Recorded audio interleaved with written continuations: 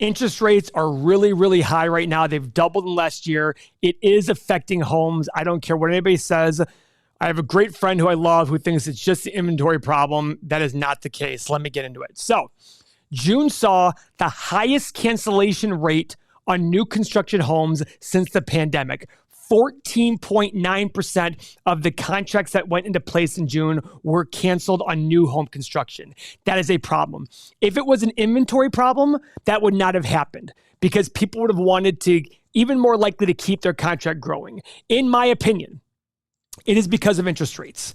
A year and a half ago, a year ago, we had 2.7% as the average 30-year fix. It's currently hitting almost 6% right now, over double where it was a year ago.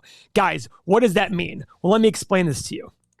Right now, if you buy a home, the average home in this country is $450,000. And let's say you put 20% down. You're financing $360,000, right? If the rate was 2.7%, 75%, your interest charges on that every year are roughly, call it $10,000, roughly, right? When it goes to 5.5%, that is $20,000 versus $10,000. That's a difference of $833 a month. I don't care. Whoever's buying a $450,000 house is probably making $150 a year, roughly. $833 a month when you're making $12,000 a month before taxes is a lot of juice right there. That's going to affect your purchasing. That's your car payment right there. That's easily your car payment right now. Now add on top of that, how much are people paying for cars and all these things? It is a scary world out there.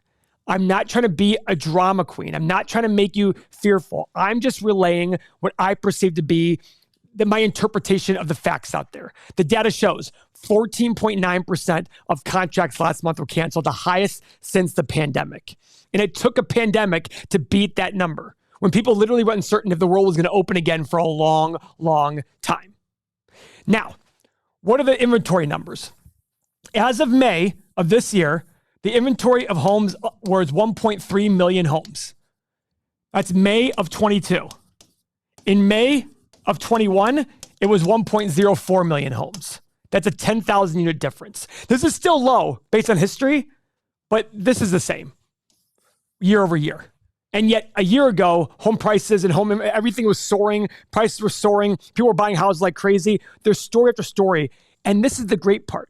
The anecdotes are incredible. Now, if you're new to this channel, my goal is to teach value investing and understanding economics and things like that.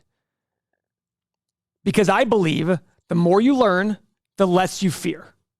This is a fearful topic, but the more you learn about it, the more you'll understand it and the less you'll fear it.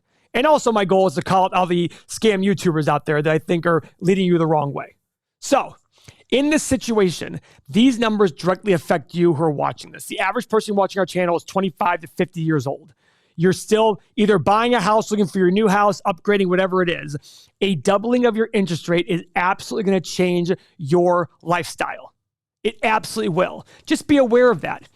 Right before this, we were at lunch, and our producer, Tim, was telling us a story about how his in-laws are looking to buy a home. They went to a home at $450,000, give or take, and there was only one offer made on the house after the weekend. What was it like a year ago? There was literally 10, 15 offers that same day, and it's changed completely. I'm looking for a second home in Dallas at some point with my fiance. We met with a realtor, a wonderful realtor there named Kim. I get her emails, and recently I started to see some awesome houses at prices. I was like, whoa. So I forwarded her a house. I said, Kim, what's going on here? She goes, Paul, we're starting to see prices come down. We're starting to see people not get as excited to make immediate offers because the real cost of interest matters. And you're telling me, by the way, on $1 million home, most people buy $1 million home are still going to have a mortgage. They put 20% down. That's still $800,000.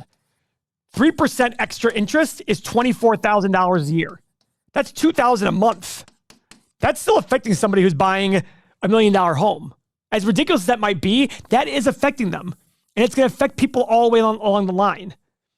Builders are now being surveyed and they're saying, hold on to your cash. They're scared. Now, could they be dramatic? Absolutely. But they came off one of the craziest times in history for home buying apart from the mid-2000s. It is crazy out there. Now, I will say this. You might be sitting there saying, oh my God, home prices are going to crash. I'm not willing to go that far out yet. Why? Because the lending standards are still there. You still have to show income, be able to afford it, etc. And we have inflation going. Inflation is the friend to real estate. When costs go up, costs to build, costs to renovate go up. So if you're going to renovate your house and spend $1 million, you might sit there and say, or 200,000, I might as well just sell my house for 300 grand, take that 200 grand and buy a $500,000 house, brand new. That is the point. When inflation goes up, income goes up, costs go up, everything goes up real estate wise, and you will end up paying more anyhow. So what does this mean for you as a viewer? What it means for you is if you just bought your dream home and locked in a great mortgage, congratulations, you timed it perfectly without knowing it.